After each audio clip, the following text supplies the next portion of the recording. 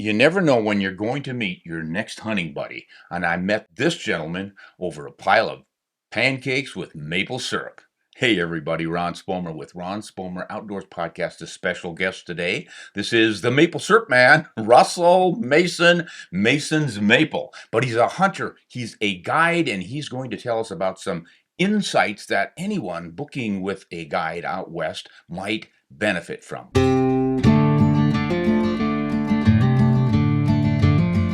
Russell, welcome to Ron Spomer Outdoors. Well, thank you for having me. Thanks for being here. Now, you're going to have to tell these people about this maple syrup pancake thing I started talking about. All right. So it launched. We have our own property back in Michigan. I was looking for work, and so we said, "Hey, what can we do on our property that we can make money on and it's kind of build on?" And so we dabbled a little bit. My father-in-law did syrup, and so we said, "Hey, we got a bunch of maple trees. Let's try this out." All right. And that's how it became. Well, the reason I mentioned the maple syrup is because Betsy said, "This is the best maple syrup I have ever tasted." Absolutely. Thank you. And if you get by Betsy's taste buds, you've got something. I'm pretty happy with anything, but I'll have to admit this is awfully good maple syrup. Now, as an outdoorsman, I can understand this. Back in the day, of course, outdoorsmen were involved with the farm and the ranch and everything. We were living off the land, which not a lot of people do anymore. But based on what we've been talking about, Russell, sounds like you and your family are sort of trying that. We are. We're expanding the maple syrup business. Even this year, we're getting more clients here in the West. And so we've got to add more taps. Oh, how many trees are you tapping right now? Currently, we have 407 taps. 407 trees? Taps. It sounds like a lot, but each tree can hold 1 to 3 taps. That's still a lot. It is. And then, but do you do deer hunting, guiding things back in Michigan? No, just here in the West. Just here in what? Now, how did you get started out here? So my journey here started in the Navy. I was military, and I was looking for something to do when I got out. You know, folks, I don't know about you, but anytime someone says Navy, I think of Idaho because of all the seacoast, How did that work out? Well, it began with a hunting guide school in Montana. At the time, there was Western Montana School for Guides. The GI Bill paid for part of it. And so I went through there, learned how to pack horses, score animals, a little bit of map reading. How long you been at it? This is my 12th year. 12 years now. And has that always been guiding in Idaho? Mostly. A little bit of Utah. And I did one hunt for a local outfitter back in Michigan, just turkeys. Okay. Well, now this is what I want to ask you about. I think it's going to be of the most interest to folks. You know, they're going to drink your syrup or put it on their pancakes, whichever you prefer. But they're wanting good information from you about coming out here to hunt, because I hear from so many guys back east who say, "I'd love to come out and elk hunt, especially, probably some mule deer, but they just don't know where to get started." Of course, the easiest way is to hire a guide, somebody who knows the country. Does that generally work out? Do most of your clients get a chance at an elk or a deer, whatever they're after, when they're hunting with you? It's kind of a loaded question because it all depends on the hunter. Some guys come out that aren't as fit as others. Maybe they're not as proficient with their weapons as others. And so sometimes it's the guys that just have a lot of grit that we can say, "Hey, let's go up this mountain," and they'll go. And other guys are just not up for it. And so a lot of that has an effect on the success rate. Okay, well, let's talk about what people can do to improve their success rate. They're going to spend the money to come out here. They're going to spend the money for the licenses and the tags and the guiding service. You're going to take care of them, house them, feed them, and all that stuff. Now it's up to them to make it work.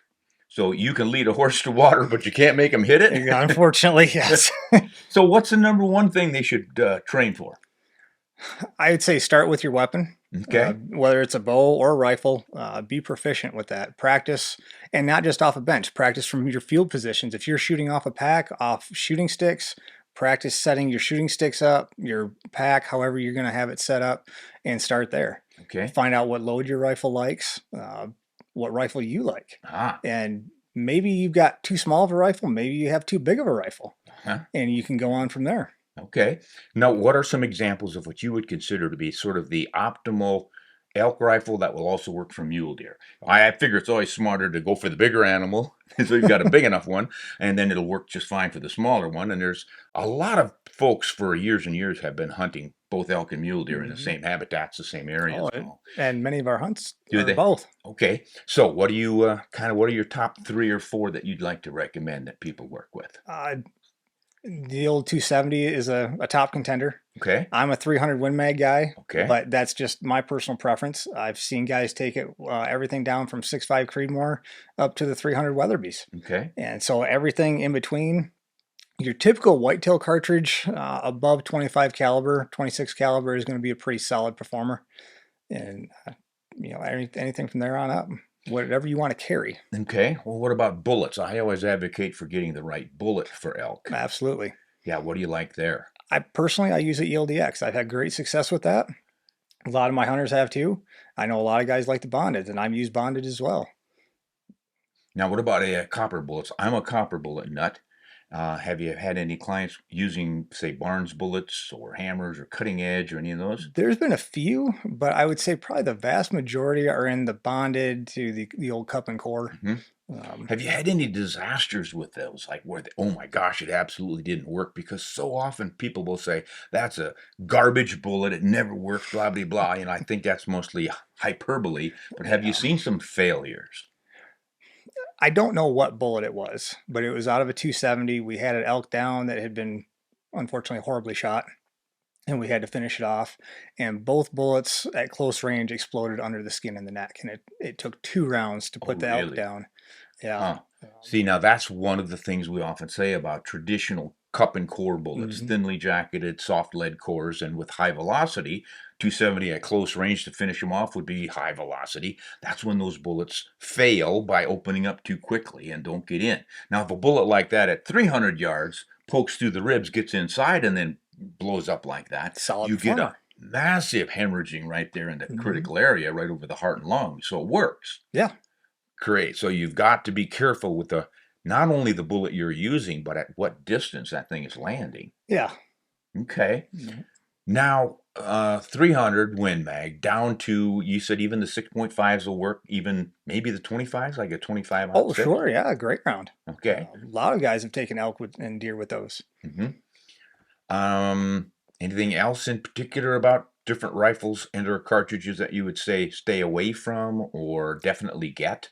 Something that kicks too hard. If your shoulder hurts after 3 or 4 rounds, you might want to shy away. Yeah. And that could be rifle specific. If you don't have a good recoil pad or a muzzle brake or something in that line, and those things can be added on after. Good point. I mean, this has been one of the traditional mistakes I think that so many hunters make is they buy that new rifle because they're going on their big time elk hunt and they want to make sure they've got the big powerful Magnum and then they can't shoot it. Yeah. So this is where earlier you said you've got to practice and not just from the bench. A lot of practice. And So field positions, more specifically. okay, how is somebody supposed to go at that? If you're from Michigan or Wisconsin or heavens save us all from Massachusetts, how do you find a place to practice field position for hunting out west? Well, one would be the elk boot camp where we met. But back east, of course, it's a lot easier. Approach some farmers, see if they'll let you set a target up in their field. And then look around for some gun ranges. Yeah. There's a lot of, I won't say long distance, but longer distance, 200-300 yards. The problem I've had with a lot of these ranges, though, if it's an official range, they really limit what you can do. Like, here's the line, here are the benches, keep your rifles unloaded and the flag in the chamber until we give the command. And they've even done it with loudspeakers. When it's like you're in the military following the sergeant's instructions, you can't pretend you're seeing an elk and you're going to sit down now and make a shot off your knees or anything else because they just don't let you. So we're back to the farmer's field, right? And some public land. Okay. Back home, we have some public land, and it is legal to go on there, set up a target, so long as you have a designated target that you're shooting at. Okay. And you can go out and you can practice. So that would be national forest land or maybe state forest? Yeah. Okay. Quite a bit of that in the east. There is.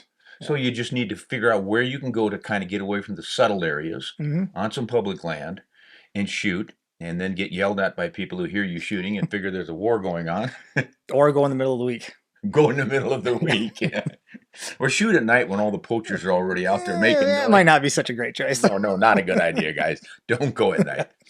Yeah, that's a good point. What about some of the canyon shooting? You mentioned the elk camp we were at. That's where I met this gentleman, by the way. It was at Process-Based Hunters Elk Boot Camp, where a lot of guys from back east come out and learn how to shoot in this country. It's really an eye-opener. It is. Yeah, and a fantastic camp. Tate and I used to guide together, Oh, and that's how I got connected in with the boot camp. oh, I And see. so we guided together for 2 or 3 years, and he helped me on my first Utah hunt where I got a bull, and he came out and helped me pack it out. So it's been a good experience knowing him. Yeah, yeah. He really enjoys teaching people. He does, and he's very good at And it. of course, I taught him everything he knows. Well, maybe I only met him a couple years ago, but well, that so the elk camp, what we do out there, of course, is not only teach folks about elk behavior and calling elk and understanding the terrain features that make them move here or there or where they bed and all the other things, but shooting. We really go into some cool shooting Very scenarios interesting. across canyons, Mhm. up canyons, all the different winds that you come up with. There's a lot to learn on that stuff. And this is a great place to learn that stuff. It is. Yeah, Yeah, I was very pleased to see that he put that together. yeah. That was something that we had discussed for years that Hmm. we needed something like that that people could come out to and get hands-on practice. Hmm. You know, Yeah, works pretty well. Okay, so someone's going to come out and hunt, and they don't want to go through all the hassle of figuring out where can I go, are there any elk there, all that hard work that a guide does for you. So they've got the benefit of your service there. You've just told them they need to have the right rifle that they can shoot without flinching. They need to practice with it a lot so they can make field shots, not bench shots. mhm. Do they have to have a sub MOA rifle to succeed? I would say no. I use a Savage 111 long range hunter, Uh-huh. not advertised at all as a sub MOA. In fact, I called Savage asking about it when I was looking for rifles. I said, "Is this an MOA rifle guarantee?" And they said, "No, it's really about a 1 to 1.5 MOA." Hmm. Like, That's nice and well, honest. yeah, it is. You know, they're not overselling something, Yep. and they're not underselling it. You're getting exactly what you buy So how as does it work out advertised. for you? How does it group? It for me very well. I've taken 4 elk. Pretty much every elk that I've shot at with it, I've taken Hmm. all the way out to 625 yards. Ooh. So a little bit of a poke, but back home where I live, I was able to practice those shots. Oh. And so for several years, I practiced multiple boxes of Mhm. ammo downrange. So Okay. I was comfortable with it. Uh-huh. And there was no wind. So it was an So ethical shot, in my opinion. if you are on a bench under perfect conditions, what kind of group can you punch with it? Has it given you some MOA groups? Or Oh, yeah, okay. absolutely. Yeah. So And relatively inexpensive rifle? decently. I got it on sale. It was a little bit of a higher end gun. Hmm. Okay. Well, I mean, this is what a lot of guys say. They'll buy the what I call a starter rifle, pretty inexpensive bolt action rifle, Mhm. but they say they shoot like houses afire. They do. So I would say if you have a 1.5 MOA, in my experience, you're good out to 400 yards, Yeah. maybe even a little farther. Mhm. We all like to say we have that tack driver, et cetera, et cetera. And it's a wonderful thing to strive for, but I wouldn't freak out about it. No. There's just too many animals that have been cleanly taken with guns that'll group 1 to 1.5 inches at 100 yards. Mhm. Okay, cool. I think it's more important, as you said earlier, to learn how to shoot that rifle. Yeah. Field position stuff you were talking about. Now, what are some of the positions that they need to practice and learn? Out here in the West, what are you mostly going to get your shots? Standing, prone, kneeling, sitting? What do you think is the most important, the most versatile? Well, I think just about every elk I've taken has been prone. Let's say 3 out of the 4 elk that I've taken are prone. The one that wasn't was my bull, and I was shooting off a rock. He was above me. I was able to get down, get a solid rest on the rock, and fire from there. And one round was all that it took. So you're leaning over the rock or More sitting into the against it? rock, using the top of the rock Okay. as a bench. And Mhm. I think I put my pack up there, and then I was able to put my whole body weight up against that and just get a really solid rest and Yeah. fire. Boy, over the years hunting all sorts of mountain game, I've used my pack as my rest so often. Sometimes you don't even need a rock. The pack itself on the ground Mhm. is enough height Yeah, to you can shoot prone, you can shoot sitting, there's multiple kneeling. variety of things you can do with a good pack, Yeah. a good frame in the pack, especially. Hmm. So you've gotten all yours prone. Now, what about your clients? Are they able to generally get prone on the elk, or do they I'd say it's probably 50-50. 50-50? Okay. Some of them are prone, a fair number are sitting or even kneeling. Hmm. I've had some guys take some deer from the kneeling position, Yeah. but usually a sitting or prone. Yeah.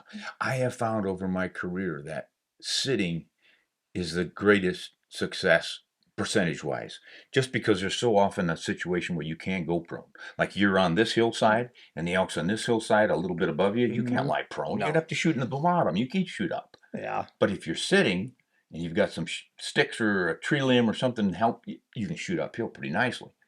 So I'm a sitting guy, and I always advocate a good tripod or bipod that will handle sitting, and then you spread the legs more or less to shoot higher or lower. You can lean it in and out and shoot downhill Yeah. or uphill, and it's just extremely versatile. Not as quite as steady as prone, but I mean, I've used it out to 450 yards. Oh yeah. Yeah.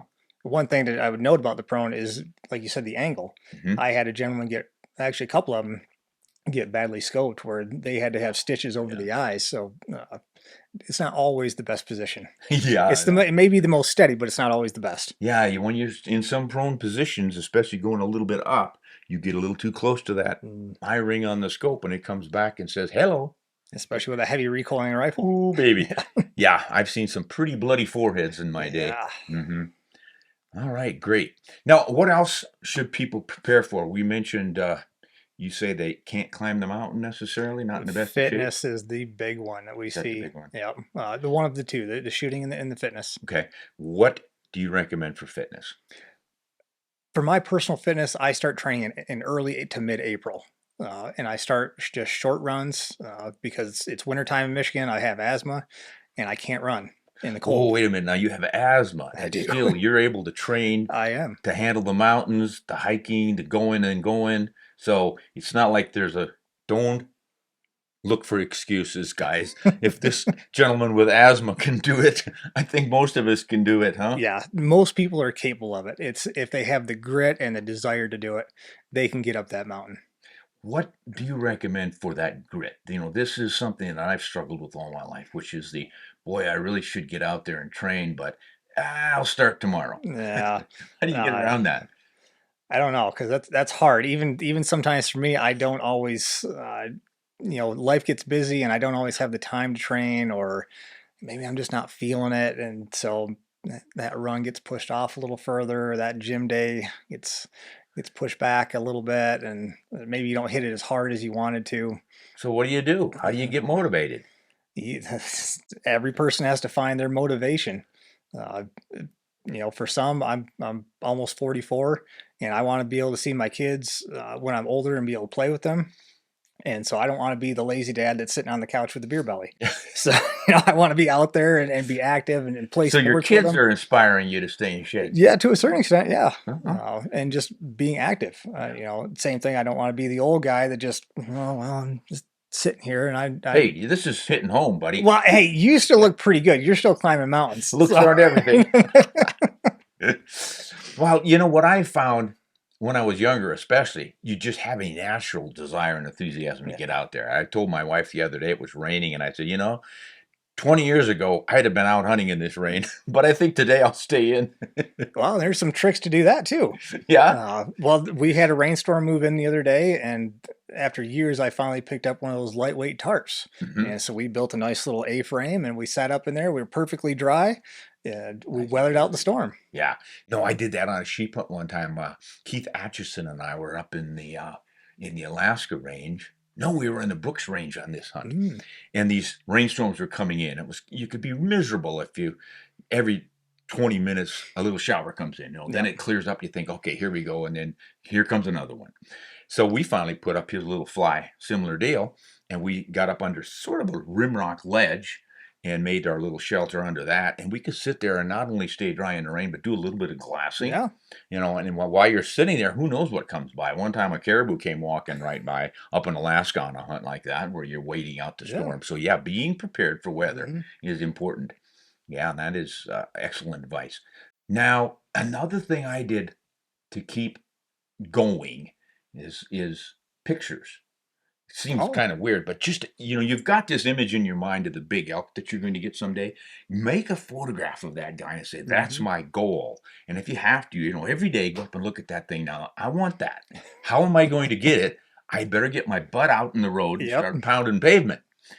And sometimes that's what it takes. Yeah. Yep. So you're right. Everybody has to come up with some kind of a plan that'll get them motivated. Maybe it'll be if you do your exercises and your training and your runs all week, you get that box of ice cream on Saturday night or something like that. I would put some syrup on top. Oh, yeah, maple syrup. There you go. Drink a bottle at the end I of the don't week. know about that. Ah, cool. Now, one of the tricks that I used to use, it was to put a pack on full of weight Mhm. because I could run and you've got all the aerobic stuff. But boy, if you don't have that weight you're going to be carrying in the mountains and going up and down rather than on the level all the time, I thought that really improved my endurance. So I tried that this summer. There was what they call a 50-mile challenge. This was put out by Teddy Roosevelt back in the early 1900s. And I said, I'm going to try and do this. And it was for primarily the military, but civilians were starting to do it as well. And Kennedy put it out during his presidency. And it was a 50-mile walk with a 25-pound pack on. And so I got a couple buddies together and we tried this. 50 miles in one day? Yes. Oh, my mama. I believe it was a 24-hour period. We had to Wow. get it done. Yeah. We didn't make it. We got to 25 and our feet were done. So, but we gave it our best shot. But what I found with that is I had done a few runs before we started it. I Mhm. did 3. So I kind of had that base, you can Mhm. call it. Did a month long of training where all we're doing is we're just rucking. We're putting the packs on. We're going out in the trails in public land. We're up and down on the hills. After the trek was over, so now I'm going to go back. I'm going to run. And I'm going to see if that helped my endurance or not. It didn't. It It didn't. it did not help my endurance one bit. And on my Onyx, I tracked my runs. I was actually maybe a little bit worse off. Hmm. So I think what it is the lung capacity that you build running Mhm. is what really helps you out. Now, Okay. pack training is good. I don't want to look But you down on you that. can't do it solo. It's gotta be in conjunction with It others. needs to be together. Yeah. Okay. And for me, I don't do a lot of pack training because my military experience. I wear a lot of heavy body armor, and so I get stress knots right here. Oh, So by the time I'm done with guiding season, my body's pretty well shot, and I need a break. oh boy. So the last couple weeks, maybe a month in the summer, I start the pack training on a small scale, maybe once a week or twice a week. Mhm. But I try to really push those hard runs. That's an important consideration is if you have any kind of nagging repetitive injuries, you don't wanna overdo it before the season. You You've got to be somehow careful. gotta figure out how you can train and get in shape without overdoing it, and, well, a friend of mine just recently said it was a week before deer season, and he injured himself getting ready for Oh, deer season, and oh now he's not even sure no. he can make it. It's like, Yeah. "Oh, no. Don't wanna do that." And that can be a danger too if you overdo it. Yeah, yeah. But it's still you've got to get out there and try. And I have found that when I'm with a pack on, and I start small, I start with about a Mhm. 20, 25 pound Yeah. pack load, but I make it on the hills that I'm going to be Oh, okay. essentially hunting on. Hmm. So that changes the stresses. My ankles are going to get a workout. My knees are getting a different kind of workout, but don't overdo it. Yeah. Start light and easy. You might only go a mile the first time, you work your way up. And by the start of the season, I might be up to a 50, 60 pound pack and going 4 or 5 miles in broken terrain, Hmm. up, down, side hills, and all this kind of stuff. That's what has worked for me over the years Okay. for the endurance part of it. When I don't do that, I've noticed that I'll get out there and think I can handle it, and then after the first day of going at it really hard, I'm just wiped out for the next day. Yeah. And then I'm It's sore for hard. a couple more days, and it's harder to get going when you're muscle sore. So you really need to have that stuff tuned up for Yeah. you. Now, what about weight training and all? It never hurts to be pumping weights, but so many guys seem like if they hit the gym and they're pushing a lot of weights around, they think they're going to be in shape for this mountain hunting. Yeah. That kind of comes back to the endurance aspect of it, where uh, I would say it's always good to be in shape, and I do some of that too. I'm a big fan of the Bowflex, and so I use that sometimes. It's more of a resistance than the weights, but having a full body workout because you're using your core. This right here, when you've got that pack on, your core is what's taking up all that stress. You're twisting, you're turning, you're ducking underneath brush, you're climbing over logs, and so that extra stress that you're not used to, especially if you sit at a desk for a job, your core muscles are not going to be as strong. And so being Mhm. in the gym or even at your desk, you can get up every 5 or 10 minutes or however often, do a couple exercises just to kind of tone that midsection up, Okay. uh, get the muscles stronger to stabilize the body. The upper body muscles, like the bench press and things, I don't know how much those really play into getting in shape for a big pack trip and hunting. The leg muscles, absolutely. That's a real critical one, But yeah. I would say go light to medium weight. You don't necessarily need to go real heavyweight, but you do need to build that endurance. So light medium with longer reps or more numerous reps, Mhm. possibly. Good advice. I like that. Yeah, and I found over the years too, when I was on my hunts, that other hunters in camp would be in various stages of fitness. You know, Mhm. some of them would come in looking like Arnold Schwarzenegger, and 3 days later they were lying in the bunk. Yeah. And then others would come in looking like a scrawny guy like me, and they'd go for a week up and down all day, Yeah. hard at it, you know? So, yeah, that entire fitness overall, I think, is critical. But the endurance, the ability to keep doing it day after day, I think Mhm. that's the most important thing. Because what happens if you don't is you get close, you finally found the elk, and you just need to go that one extra mountain or that one extra mile, and you're just exhausted and you give up. And then that might be half of the game there is mental. It is. That's where the grit comes in. Ah, And so if you're in even halfway decent shape and you see something, and I've had it happen where you see something, you're like, all right, I've got to get up there and I've got to get up there fast. Does your adrenaline kick in? Does your grit kick in? And you just push right through it and you get over there and maybe you get the shot, maybe you don't, but at least you've tried. yeah. And that's the only thing you can do is your best and then try to get there as fast as you can and get that shot and the setup. You know, and that has proven so many times over the years. I've been on hunts where I'm just dead. You know, you're slogging back to camp, practically dragging your rifle, and then you hear a bugle 100 yards away, and you're right back in the game, and you're running up that mountain. You find that reserve when you've got the You inspiration. It do. seems like. I've always said that elk is strong medicine. If you can take a guy that is just done, he's like, ah, I'm quitting. Let's go back to the house. I say, there's an elk right over there. All right, let's go. Yep. We're Yeah. back in the game.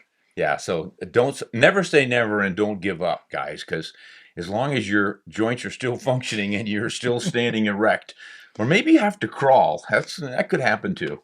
Well, if you're disabled, maybe. Yeah, We've had and people do that. I hunted with a guy who had torn his Achilles tendon completely gone, and he was in a boot. He Mhm. was crawling after his deer, and he got one. I think he Yeah. crawled about a quarter of a mile. It was impressive to Oh, watch. wow, that's a distance. Oh man, it was a distance. Yeah, he just said, "I'm going." I said, "Are you crazy?" That's yeah, I'm going, and he did it. So He wanted it and he yeah, got it. can be done. Now, what about a guide and a client can mess up a hunt? I've been on some hunts where the two of us didn't get along all that well, whether it was my fault or his fault or a combination thereof.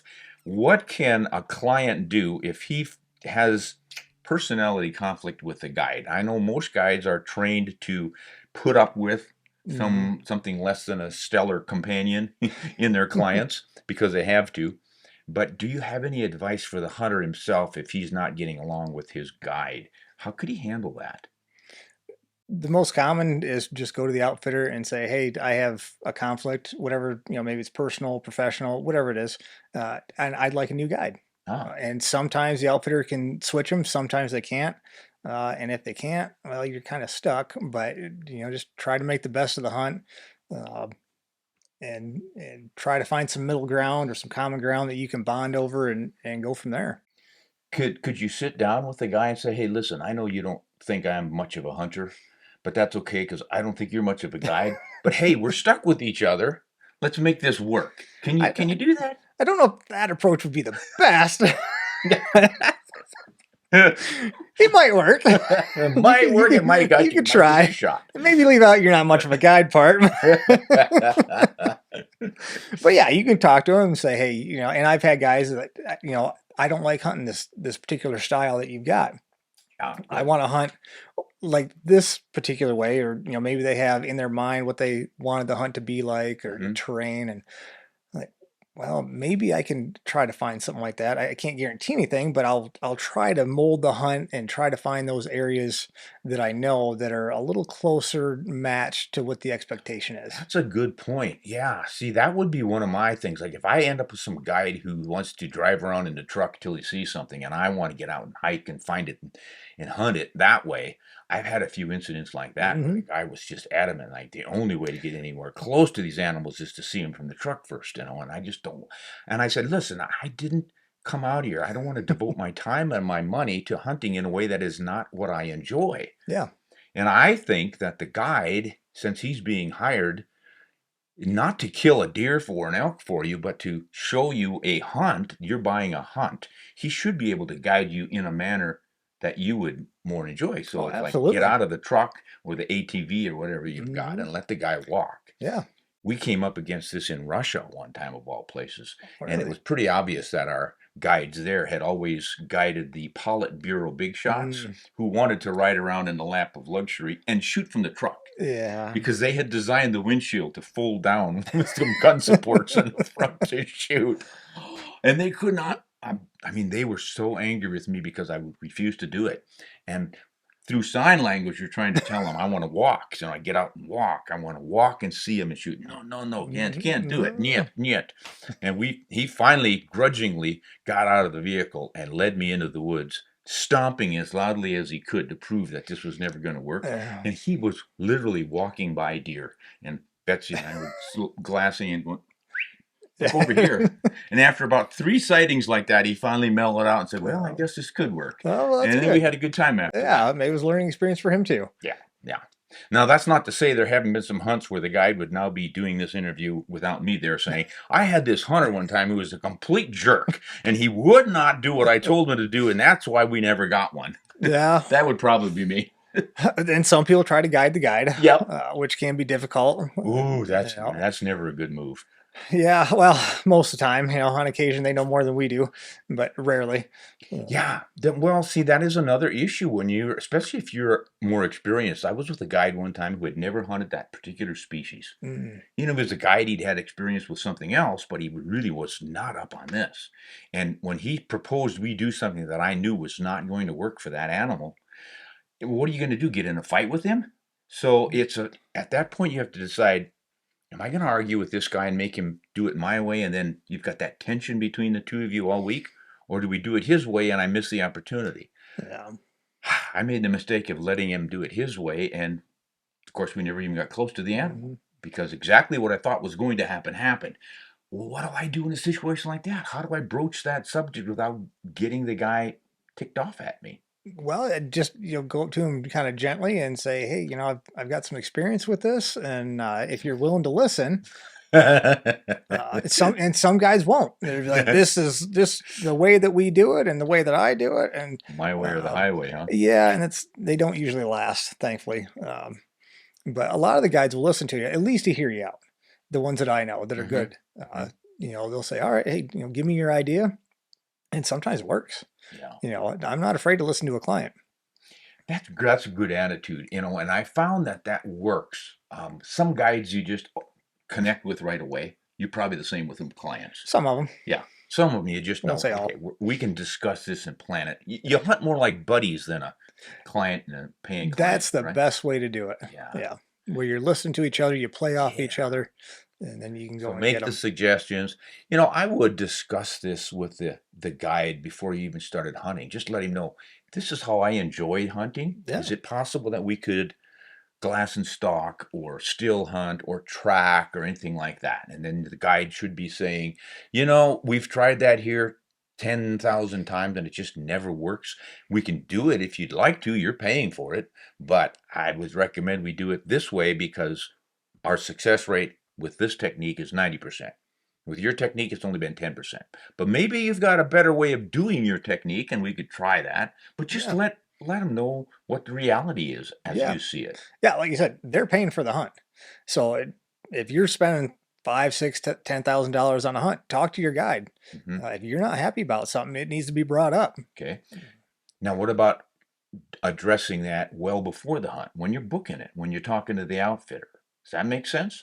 It can. A lot of outfitters are really busy, and that's the downside. You can bring some of the stuff up. It's a good thing to bring up before you book the hunt. Mm-hmm. Say, hey, this is kind of how I like to do things and what I'm looking for, the experience. Is this what you offer? Is this a good fit for me? Because it's not every outfitter is going to be a good fit for that hunter. Mhm. And so you might need to kind of call a couple outfitters and just pick their brains a little bit, and not even on success rates, just what's the terrain like? What are the guides like? How much experience do the guides have? What's your staff like? Mm-hmm. Anything from cooks to packers to the guides, There's a lot of different moving parts in there that you can find out and ask questions about. Yeah, now that's a good point.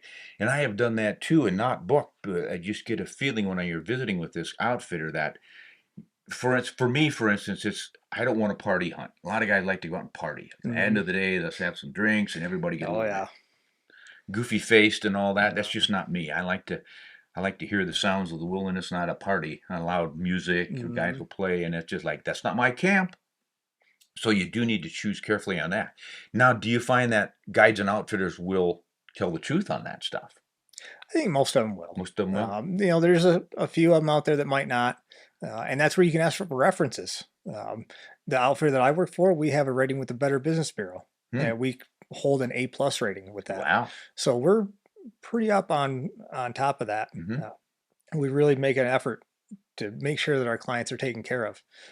I like that. Do you, when you provide a list of previous clients, guys, this is for, they give you the list of guys who have hunted with them before. So you can call them and say, hey, what it was really like, you know? Do you give them the names of the guys who did not have a successful hunt as well as the ones who did? So you can call the outfitter and ask for a list of the guys that weren't successful, that didn't fill their tag. Ah, good. And so you can call those guys up and say, hey, how was the guide? You know, in a situation where you're not successful, did he get frustrated? Was he rushing things? Did you hit the same area over and over, or did you switch areas? Good point. Yeah, because an unsuccessful hunter who still has good things to say about the guide, the camp, the outfitter, and everything else, you're really getting a straight scoop right there. Yeah. Yeah, that's an honest appraisal. Good, good points.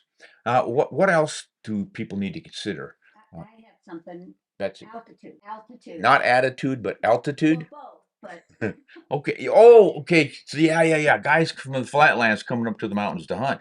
Should they book a hunt that's going to be conducted at 9,000 feet? Sure.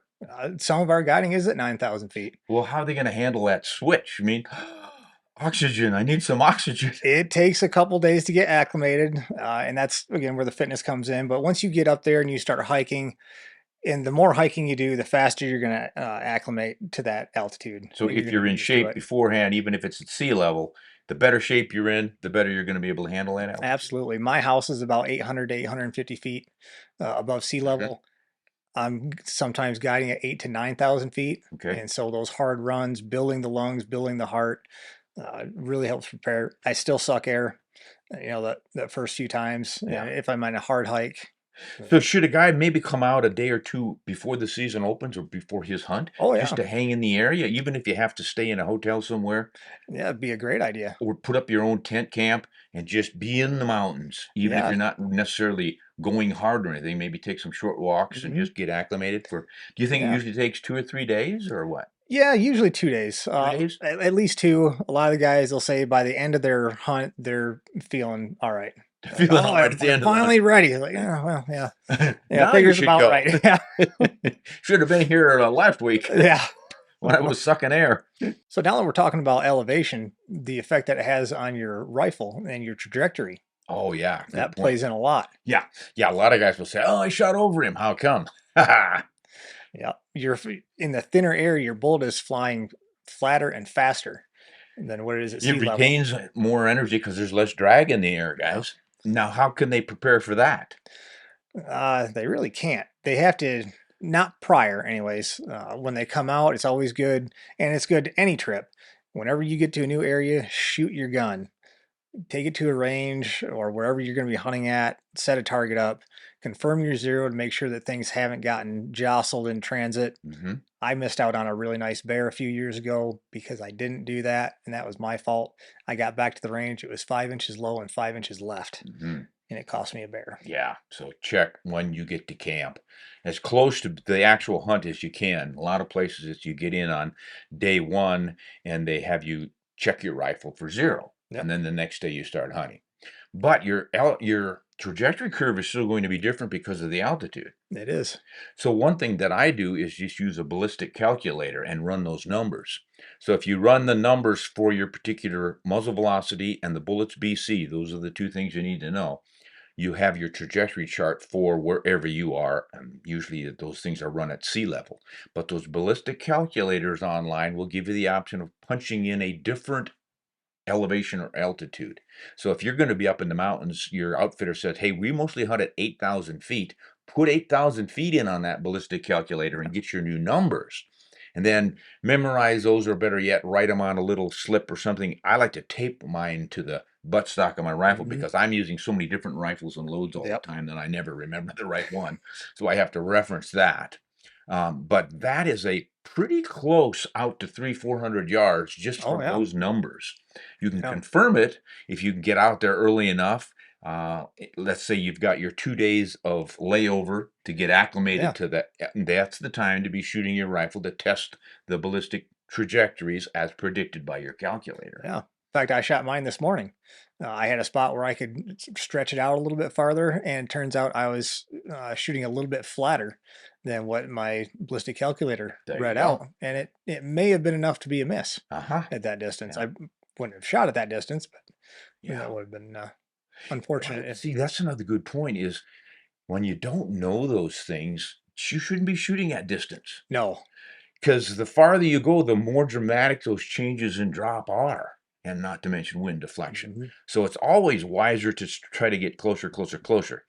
Now, your partner Tate there, your buddy Tate, he always advocates for having a little bit more distance between you and the target because of the target panic, the buck fever, the alerting the animal when you don't Mhm. want to. If you get too Yeah, close, everything gets a little tighter, a little tenser, and the animal has more likely to detect you. Whereas yeah, if you're several hundred yards away, you've got that buffer zone. you do, and I'm a big fan of that. Are Having you? that standoff distance, close can be nice, but I've had guys miss at 50 yards, even elk at 125, Yeah. standing still broadside, and I still don't understand how they could have completely missed, but it does happen. And you call it elk fever, buck fever, Yep. or just the wobble, from an unsupported rest. But yeah, having that standoff distance, 300 yards, the animal's calm. You got time to get your breathing down, get your mental state right, and say, all right, now I can follow through on this. Trigger control is going to be good. And then you can make that shot. Have you ever asked a client to take a shot with an empty chamber?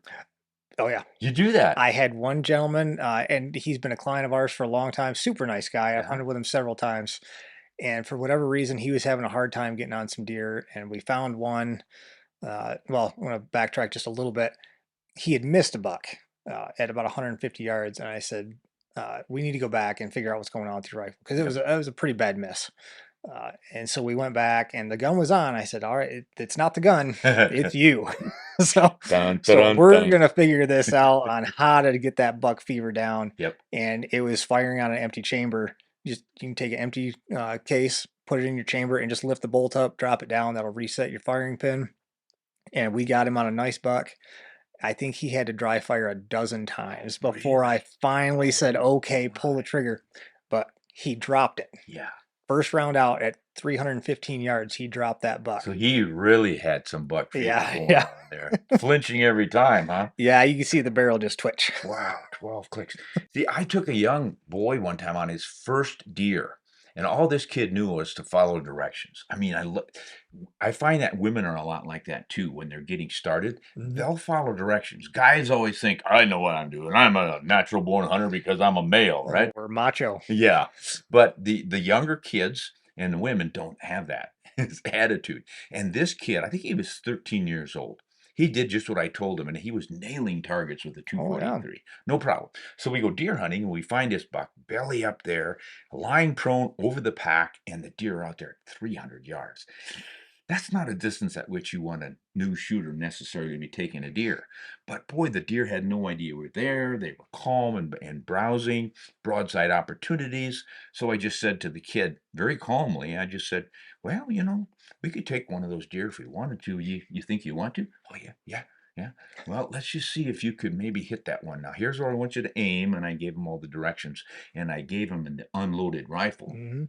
And he goes, click. And of course, I just watched him the whole way. That was rock solid. Oh, good. And I said, where was your crosshair of your scope on that deer when you heard it go click?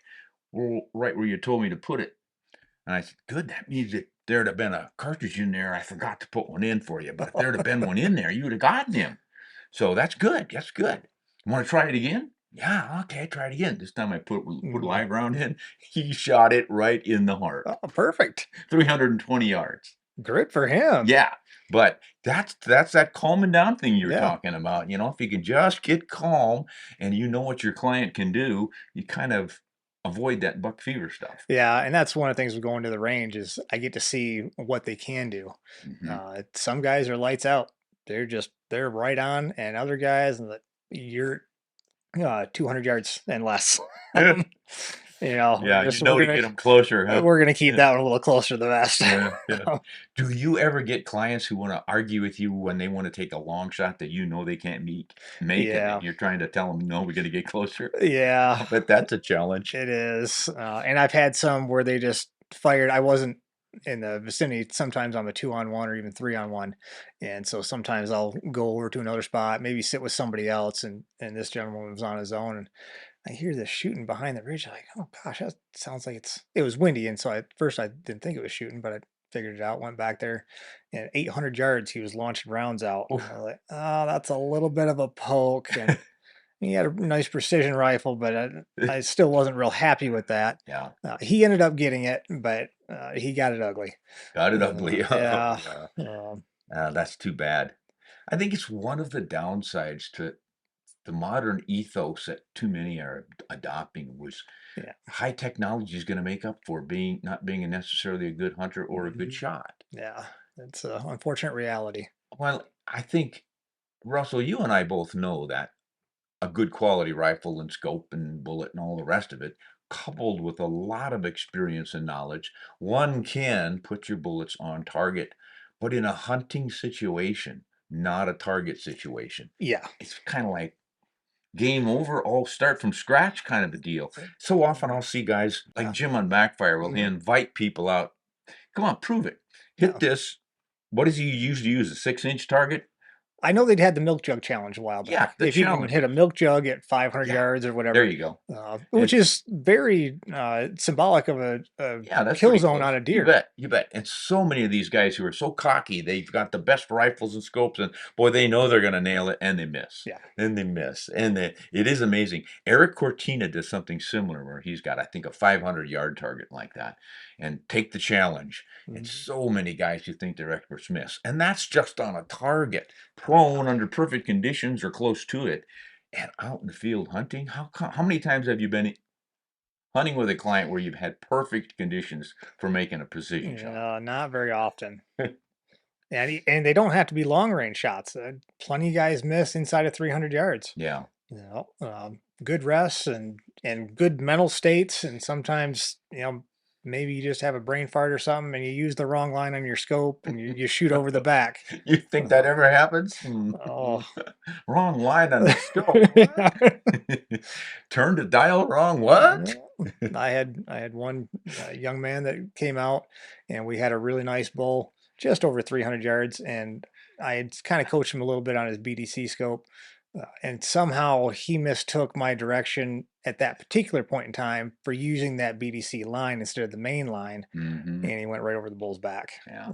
We didn't get him. Yeah. Stuff like that happens. And that's why I often harp with KISS. Keep it simple, Hmm. stupid.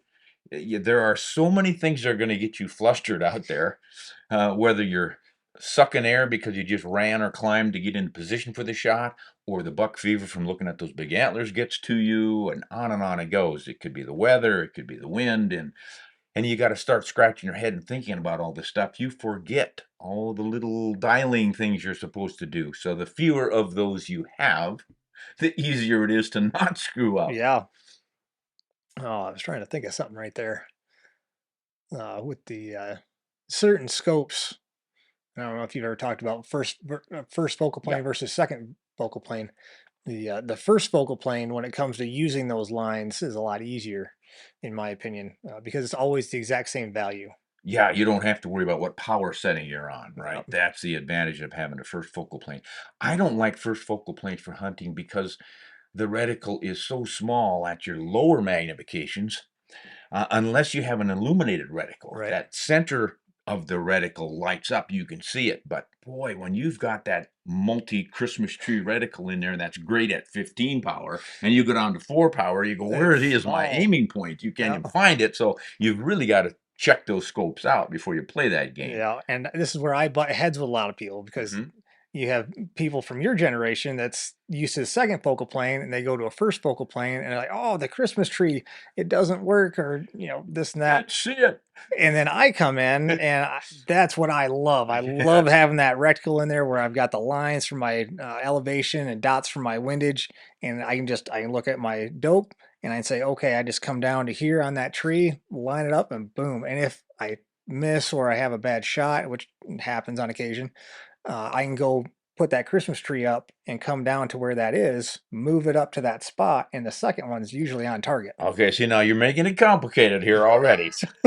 If you do this, guys, you've got to do like Russell and shoot, shoot, train, train until it's a natural thing for you, like riding a bicycle. You don't have to think about how to get on and where to put your feet on the pedals and how to hold the handlebars. You just go. That's how it has to be with that rifle and that complicated scope. I know you guys who do this all the time think, what do you mean complicated? It's dead simple. Not when you look at one for the first time. And if you talk some young guy into buying one of these, or even some old guy into buying one of these magical Christmas tree scopes, you can get pretty messed up pretty quickly. Now, see, I get messed up on the dials because I'm confused on the dials. Like, yes, you can go around, but when you get on that second rotation, See, there's I get more lost. complication. Yeah, so I want something simple that Yeah. if they go from 300 yards to 400 yards, I don't have to do this number. It's just a quick adjustment and boom. You know what's a really quick adjustment? A fixed 6-power scope. Boom. Now, how often do you really use that? I actually don't have one, but it's a nice idea. No, back in the day, Jack O'Connor and all those old fuds, way back when, they were taking game out to 500 yards with 4X Oh, scopes. yeah. And you can do it. I took a sheep at 400 yards with a 7X scope, which is not 4, but it's not 14 either. You can, as long as you can see the animal and the reticle, to put the reticle in the right place, you don't need huge magnification. Sometimes the lower power is the better power. Why is that? Well, you can see what happens in your scope. Mhm. You can see either where it hits. Yep. If you get so close up and the recoil throws your scope off, you're not seeing where you're impacted. Yeah, you don't know if you hit, missed, or where you hit if you did hit. And a He, lot of times you can't find the animal again for a follow-up shot. he may have dropped, or as you said, you can't find it. It's on the run and you can't get a second one in. So many guys at the elk training camp last summer, the boot camp, found that they shot much better on these cross canyon steel targets when they dialed their power down. A lot of them had these huge scopes and they were so confident that this was going to make the difference that they were having big trouble with They those were. big powers. So they dialed her back down. Mhm. That's why I always say top end 18 power, more often 14 is more than enough. But once again, the more simple you can keep it, the better, unless you're like Russell and you train, train, train to where it's like riding your bicycle. Yeah. Wow. Well, that's some pretty interesting stuff. Anything else that you might throw out for our listeners to help them book with a guide and have a successful hunt? Ask as many questions as you can. Have a list, write them down. If you're getting ready for a hunt or you are looking for an outfitter, make a list of questions. Take that to every phone call and say, "Hey, here's my list. Uh, which ones do you check off, or which ones can you help me with?" And maybe if they're an outstanding outfitter, they might say, "Well, this one we can't do, but I know one that does, and I'll give you his number, and you can call that outfitter and book something." So they'll actually cooperate with one another a little It's a bit. possibility. Yeah. If they're buddies and they each have Yeah. a different operation or operation in a different state, why not Mhm. help the other guy out? Yeah. Good point. Yeah. Don't hesitate to ask a lot of great questions because it's your money and your time. It's your hunt. You don't want to pick the wrong guy and then have to, oh gosh, I wish I hadn't done that. You want to come away from it, whether you got your game or not, thinking that was a great hunt. I enjoyed the heck out of my guide. It was a wonderful camp. They hunted the way I like to hunt. Yeah, it was cold and wet and miserable, but I wanted that wilderness experience, and Yeah. that's what I got. Or, boy, I'm sure glad they put me up in a hotel because I would have been miserable in a tent. And it's the hunt is all about the experience. It's Yeah. some I can't say a lot. Some guys will get really hung up on the kill and the filling of the tag. But if you look at it as an experience, you're going out, you're spending time in nature, you're breaking away from all the technology, and you're just getting back to being one. Uh, that can be more than anything. Yeah, no, we had a young man stop in here last week, Wes. He was at the boot camp, and he came out on a do-it-yourself hunt for black bear, just to get because he could get a tag, Mhm. and he could get into the mountains and learn them and look for elk habitat for coming back later, kind of a thing.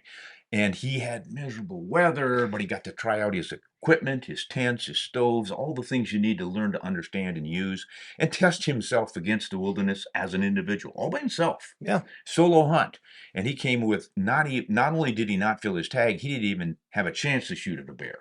And he was as happy as could be. He was just thrilled talking about all the fun he had learning to hike in the mountains and where to look for sign and all these things. That's the great attitude to have It is. like this. You get the sunrises, the sunsets, you get beautiful views, Yeah. and especially for this back east, we don't get that. Yeah. Not the same as what it is here. Yeah. It's a special environment, guys. And it gives you the opportunity to really discover yourself.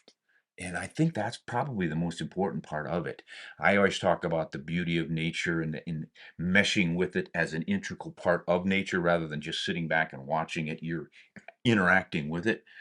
But the discovery is not so much here's where you find elk, here's how you kill an elk. It's like here's how I feel better about myself. I'm tempted to call it, and I often do, a spiritual awakening or revival. That's that. And Ted Nugent talks about that spirit of the wild all the time, but I think he's on to it. It's that connection with the wilderness that I think starts all of us down this road to being a hunter. Hmm.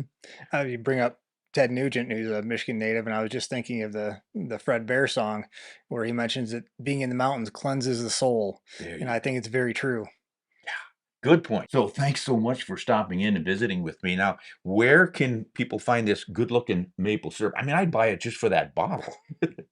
So on our Facebook, Mason's Maple, Mason's Maple. and we have our meat rub here as well. We also have maple sugar and what we call sprinkles, which is sugar, but in clumps. It goes great on desserts or salads. Mm-hmm. Can I give them your phone number here? I see it on the Sure. label. 912-322-1588. Do you have a website? Just the Facebook Just right the now. Facebook Yep. thing? Okay. Great. Wow. And don't be thrown off by the phone number. That's a Georgia number, not a Michigan number. I You never moved, huh? I never changed it from when I was in the Navy. That's So a common thing these days. You get your smartphone, your cell phone, and you keep that number wherever you go. So, all right, great. You know what? You're over here hunting in our neighborhood. You're welcome to come out here and hunt with us sometime. well, thank you. But you I have might to take you up return the on that. favor and take me on a whitetail hunt in Michigan. I can do that. Do they actually have any left? Oh, there's plenty of it up in my country. All right. I'm going to hold you to it. Yeah. All right. Come Thanks on so over. much, Russell. Oh, thank you. Well, everyone, I want to thank you for joining us, and I thank Russell especially for stopping in and interrupting his deer hunt to visit with us and give us some good tips on what it's like to find the right guide and work with that guide for your success. Follow some of his suggestions and ideas, and I think you are going to have yourself one heck of a fine adventure out in the West on your first, second, or 25th mule deer and pronghorn hunt. This is Ron Spomer wishing you all the best. Hunt honest and shoot straight.